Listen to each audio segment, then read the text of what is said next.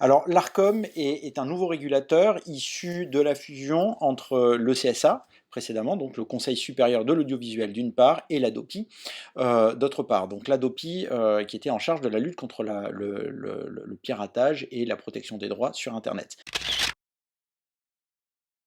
C'est une étude qu'on a lancée au sein on va dire précédemment au sein de l'ADOPI, dans les missions de lutte contre les pratiques illicites et donc de protection de la création. L'Arcom intervient sur l'ensemble des biens protégés relevant du droit d'auteur. Donc on a beaucoup travaillé et on travaille toujours beaucoup sur les pratiques, par exemple, en termes audiovisuel, cinéma, d'écoute musicale. On connaissait un peu moins la photo et on s'est rendu compte que la photo présente un enjeu très important. D'abord parce que c'est un bien culturel dématérialisé qui est extrêmement courant. On est tous confrontés à énormément de photos. On utilise énormément la photo en tant qu'internaute dans notre communication en ligne, hein. C'est quasiment, la photo est quasiment une langue vernaculaire, c'est une langue universelle.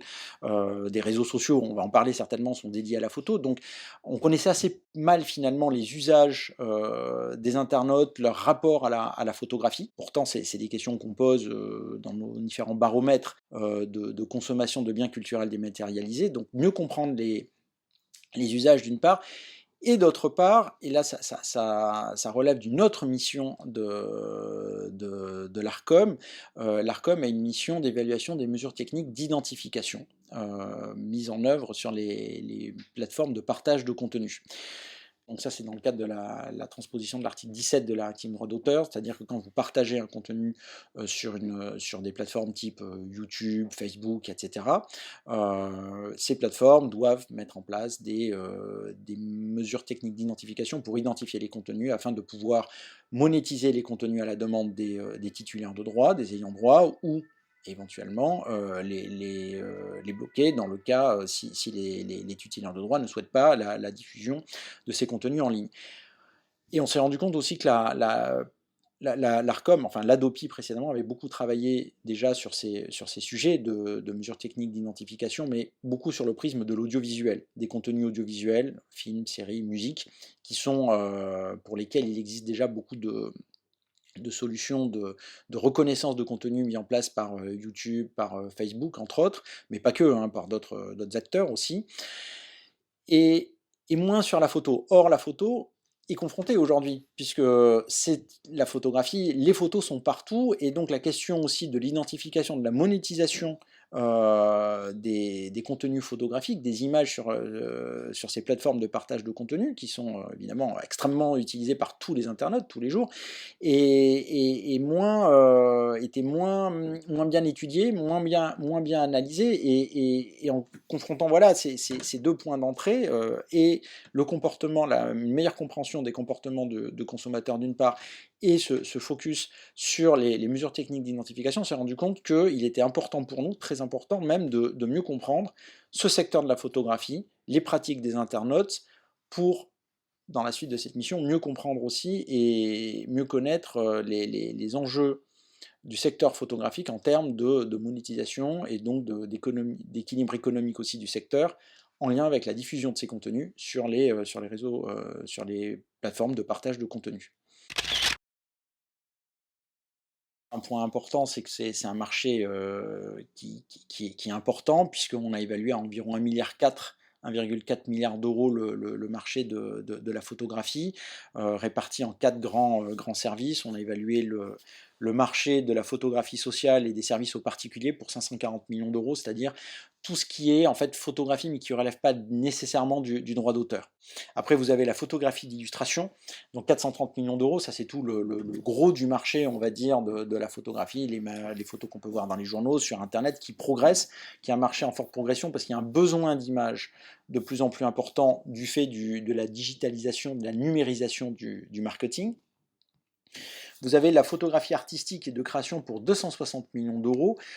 Et enfin, la photographie d'information, donc tout ce qui est photojournalisme, pour 140 millions d'euros. Donc ça, c'est les quatre grands types de grands secteurs qu'on a vus.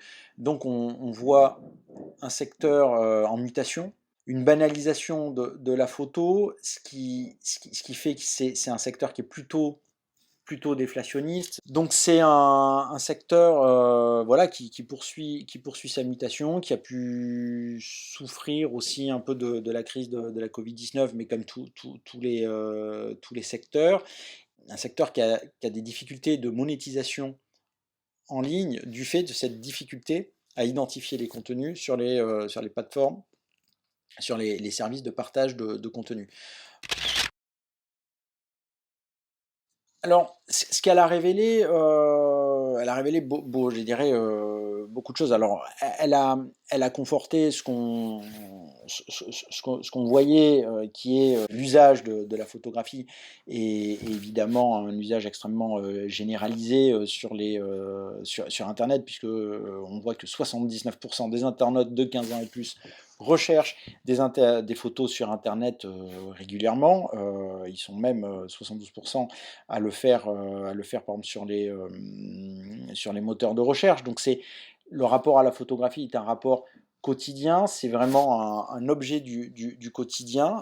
Elle a révélé aussi que les internautes n'étaient pas toujours très au fait de tout ce qui est en lien avec la protection des photos et le rapport aux droits d'auteur. Le rapport des internautes aux droits d'auteur est toujours un peu ambivalent. Il y a toujours un souhait évidemment de vouloir protéger, défendre les artistes et leur assurer une juste rémunération. Et de l'autre, parfois une incompréhension sur ce que recouvre exactement le droit d'auteur, sur les règles que cela implique. Ils ont envie d'avoir des bons gestes d'un point de vue éthique, parce qu'il n'y a pas de raison qu'ils le fassent pas, mais en même temps, il ne faut pas que ce soit qu'il y ait un coût. Un coût pas tant financier que même un coût d'utilisation, puisque comme on est sur Internet en tant qu'internaute particulier, tout est facile. Vous voyez une photo, vous avez envie de la repartager, vous ne vous posez pas la question du droit, vous n'avez pas demandé l'autorisation au photographe, à l'ayant droit, de manière générale.